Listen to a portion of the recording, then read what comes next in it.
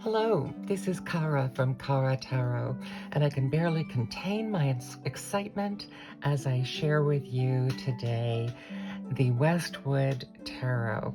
This is the work of Yasmeen Westwood, who I recently showed you her Tarot of the Enchanted Soul, and she also had a previous deck called Tarot of the Enchanted Dream. The Tarot of the Enchanted Soul was from 2022. This was released in 2024. And I will say that Tarot of the Enchanted Soul, which I really liked the art style, had a fair amount of photographic faces, which I said when it was in my last 10 decks video that I just went through. I'm not crazy about photographic faces, but I loved this style, this kind of whimsical, fantasy, magical style. That deck also had keywords on the cards. This deck is all animals of one sort or another, and it's all has no keywords on it. So I had a feeling it would be exactly what I wanted. And this weekend, I am doing tarot readings for a fundraiser for the local Humane Society. And so I was really hoping this would come in time for that, because I have a dog deck and a cat deck and a bunny deck, and I wanted to have just a more general animal deck. So here it is. And I did not realize that it had this wonderful box that looks like a book. It's shaped like a book. The Westwood Tarot takes you on a magical journey of self-discovery. So you get a sense of some of the pictures there. Dragonflies, which, considering the amount of mosquitoes that we have already had this summer, I'm all about dragonflies.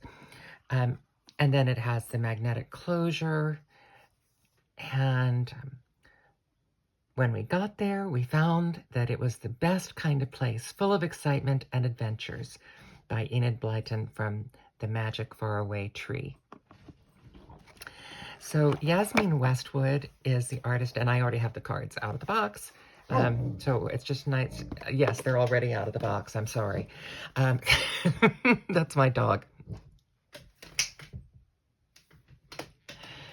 And the book for the Tarot of the Enchanted Soul was really great. I think this one is even better. It does not have as many spreads. And there's one error. There's a picture of 6 cards, and it says the 5-card spread.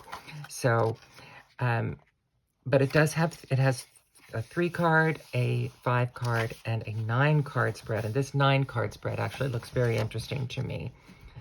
But then for every one of the cards, it has a color picture, a kind of a general statement, keywords and concepts, light and shadow. So it takes into account that you may not read reversals, but you can understand both the light and dark side of the card.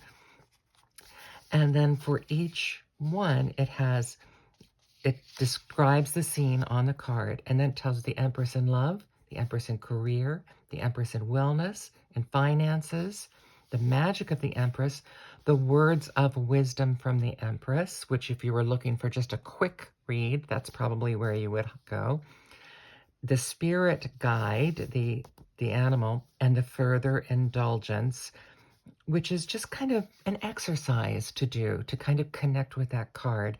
And then, you know how I love a good quote.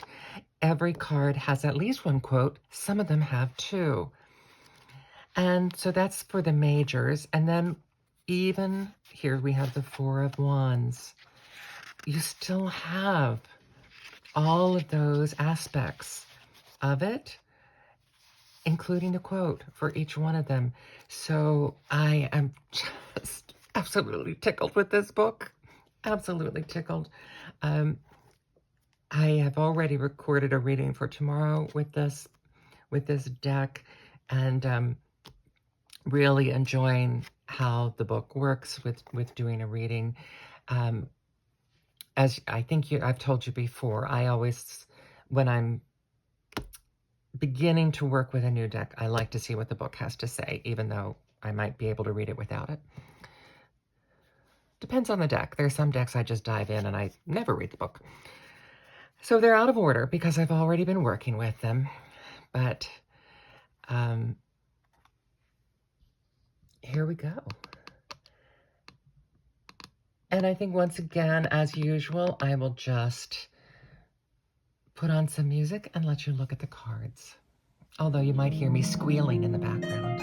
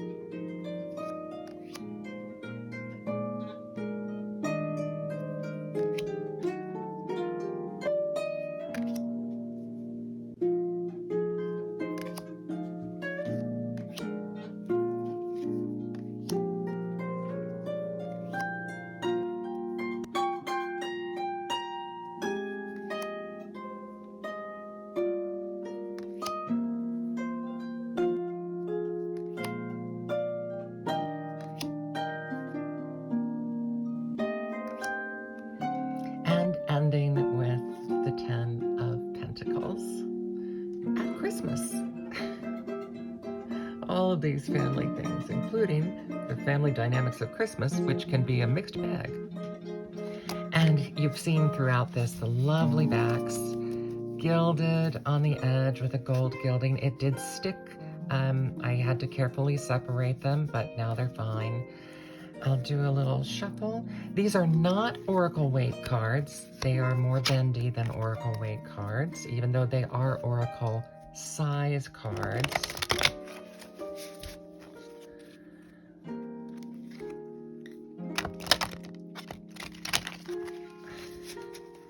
I think if you've watched my videos enough, you know I don't usually bend them back. I was just gonna say, they are a little glossy, as you can see there. I was trying to be careful not to have it catch, but they're not super glossy. They're just, it's kind of a mid glossy. It's just my light is really close here. Trying to see if I have a regular tarot size card here nearby, and I do. Oh, these might be slightly longer. These are slightly longer. So I think that's about the normal size compared to these. Yeah, because these are a little bit longer than regular. So they're a little bit longer and bigger than a standard tarot card.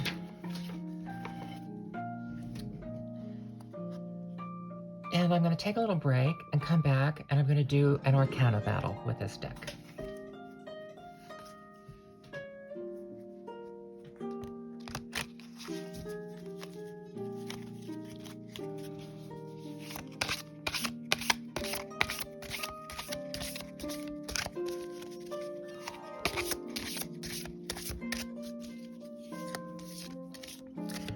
I think you will have noticed during the walkthrough that I think the only card that is renamed is the Devil, and it's renamed to the Shadow. And as far as me going through this whole deck, I think as far as I'm concerned, there's only one clunker that just doesn't hit right with me, and I think that's a really good percentage. So now I'm just going to do an Arcana battle, which, if you don't remember, the Arcana battle is you use only the major arcana, you lay down 2 cards, and then the goal is to very quickly make a decision which one to keep. And then you end up with either one, or you can keep the last 2. So here we go.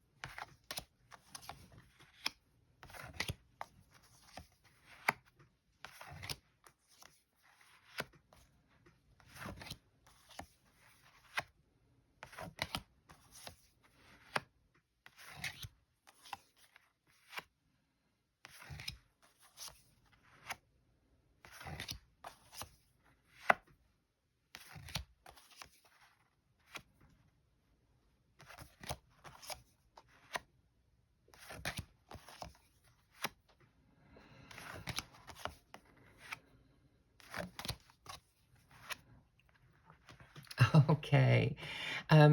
If you don't remember, the goal of the Arcana battle is to not think about what the card is and what it represents, but just to go on a really quick, visceral reaction. And it's best to do it with a deck like this that you don't know extremely well, because then you are just responding to the image. So Arcana battle is about the image. Speaking of images, you probably noticed how long I stayed on the tower. This may be one of my very favorite tower cards. I adore everything about that. I think my absolute favorite is in the Dreaming Way tarot, where it looks as if the tower is shedding its skin like a snake. But I really love this representation. So we end up with the High Priestess, which I think is absolutely beautiful, and the Star, which are lovely energies to end up with when being introduced to this deck. The Westwood Tarot. Yeah, see there, my light is pretty strong there. And in this fantastic book-shaped box.